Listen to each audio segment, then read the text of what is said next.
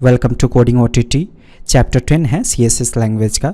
पिछले वीडियो का ही कॉन्टिन्यूशन है, तो अगर आपने पिछला वीडियो पढ़ा है तो ये वीडियो समझ में आएगा आपको। फ्लेक्स के बारे में आपने जाना था पिछले वीडियो में। फ्लेक्स के अंदर आपने जस्टिफाई कंटेंट प्रॉपर्टी का इस्तेमाल करना सीखा था। आज हम इस प्रॉपर्टी पे प्रैक्टिस करेंगे, इन दोनों प्रॉपर्टीज़ पे, अलाइन आइटम्स और फ्लेक्स डायरेक्शन। याद रखिए, फ्लेक्स अच्छी तरह से पढ़ने के बाद आप CSS में प्रोजेक्ट बनाने लायक तैयार हो जाते हो। तो अगर आप फ्लेक्स की प्रैक्टिस ठीक ढंग से करोगे तो आने वाले फ्यूचर में जो प्रोजेक्ट्स होंगे वो अच्छी तरह से समझ में आएंगे। वीडियो को लाइक कर दीजिए। चैनल पे अगर आप नए हो सब्सक्राइब करके बेल आइकन को हिट कीजिए। कोई क्वेरी या क्वेश्चन है तो कमेंट जरूर कीजिए।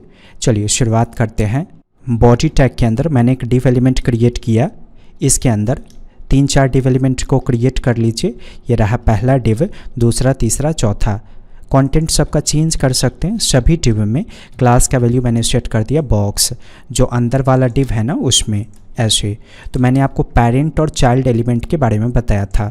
क्या होता है पेरेंट एलिमेंट? जिसके अंदर सब बंद है उसे कहा जाएगा पेरेंट। तो ये चारों डिव किसके अंदर बंद है? इस डिव के अंदर, तो इस डिव को कहेंगे पेरेंट एलिमेंट। लेकिन ये चारों कहलाएगा चाइल्ड एलिमेंट। किसका? इस पेरेंट एलिमेंट का। तो मैंने चारों चाइल्ड एलिमेंट में क्लास का वैल्यू बॉक्स सेट कर दिया। जो पेरेंट एलिमेंट है उसमें मैंने क्लास का वैल्यू मेन सेट कर दिया। अब चलिए इसको डिज़ाइन करते हैं। सबसे पहले मेन को सेलेक्ट कर लेंगे। ज़रा बॉर्डर सेट कीजिए। तो बॉर्डर सेट करने के लिए सबसे पहले बॉर्डर का विड्थ सेट कर दीजिएगा। मैंने सेट कर दिया 5 पिक्सल। फिर बॉर्डर का कलर डिफाइन कर दीजिएगा। मैंने सेट कर दिया रेड। फिर बॉर्डर का स्टाइल डिफाइन कर दीजिएगा। मैंने इसका स्टाइल डिफाइन कर दिया सॉलिड। अब इसके अंदर जो डब्बा है ना उसको डिज़ाइन कीजिए। मैंने सभी डब्बों का विड्थ सेट कर दिया 100 पिक्सल। मैं हाइट सेट कर देता हूँ 100 पिक्सल। बैकग्राउंड कलर प्रॉपर्टी का इस्तेमाल कीजिए और बैकग्राउंड कलर का वैल्यू सेट कर दीजिए ब्लू। कुछ ऐसा दिखा, सभी एक दूसरे के नीचे दिखाई दिया आपको। जैसे ही हम पेरेंट में फ्लेक्स को अप्लाई करेंगे तो क्या होगा? कभी भी फ्लेक्स का इस्तेमाल हम पेरेंट एलिमेंट में करते हैं। तो इन चारों का पेरेंट एलिमेंट कौन है?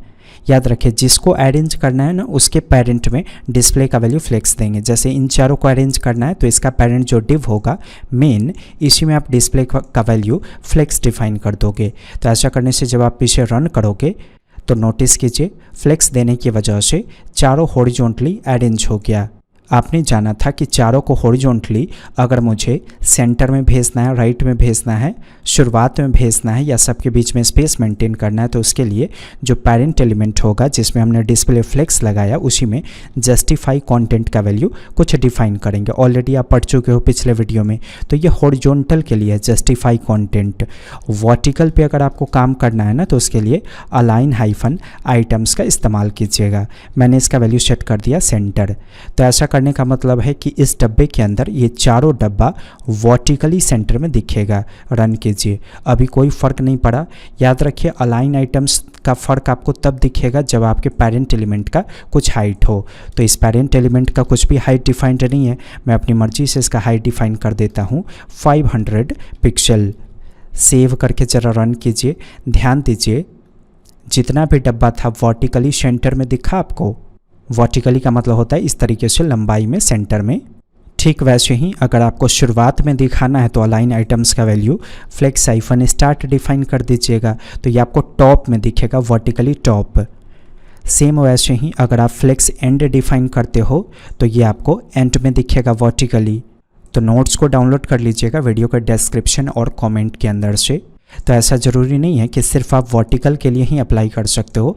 मान लीजिए आपको वर्टिकली सेंटर में चाहिए और हॉरिजॉन्टली सेंटर में चाहिए, तो अलाइन आइटम से आप वर्टिकल सेंटर में कर लेना। फिर आप जस्टिफाई हाइफन कंटेंट का इस्तेमाल करो और इसका वैल्यू आप सेंटर सेट कर दो। तो इससे क्या होगा? हॉरिजॉन्टली सेंटर में चला जाएगा। तो देखिए, ये सब डब्बा मेन डब्बा के वर्टिकली और हॉरिजॉन्टली सेंटर में डिफाइंड है। सपोज कीजिए मुझे इस जगह पे दिखाना है तो कैसे होगा? सबसे पहले तो इसको नीचे भेजेंगे वर्टिकली। तो वर्टिकली नीचे भेजने के लिए फ्लेक्स हाइफन एंड का इस्तेमाल कीजिए। तो देखिए, ऐसा करने से वर्टिकली नीचे आ गया। अब हॉरिजॉन्टली इधर जाना चाहिए तो यहाँ पे भी आप डिफाइन कर दो फ्लेक्स हाइफन एंड। तो हॉरिजॉन्टली ये यहाँ पे आ जाएगा। ठीक वैसे ही सारा डब्बा यहाँ दिखाना है इस जगह पे। तो कैसे होगा? सबसे पहले तो वर्टिकली ऊपर में भेजेंगे। तो वर्टिकली ऊपर में भेजने के लिए फ्लेक्स स्टार्ट अलाइन आइटम्स का वैल्यू सेव करके रन कीजिए। आ गया? हॉरिजॉन्टली भी तो डिफाइंड था फ्लेक्स एंड, इस वजह से डायरेक्ट यहाँ पे आ गया। अगर आप हॉरिजॉन्टली फ्लेक्स एंड डिफाइन नहीं करते हो यहाँ पे, तो सेव करके रन करने पे देखिए बाय डिफ़ॉल्ट यहाँ दिखेगा। तो वर्टिकली तो ऊपर में हमने सेट कर दिया, अब हॉरिजॉन्टली हमारा काम था राइट में सेट करना। तो जस्टिफाई कंटेंट फ्लेक्स एंड, तो हॉरिजॉन्टली इसे एंड में सेट हो जाएगा। मान लीजिए यहाँ पे सेट करना, तो कैसे होगा, सबसे पहले आप वर्टिकली सेंटर में करो, ऐसे आ गया।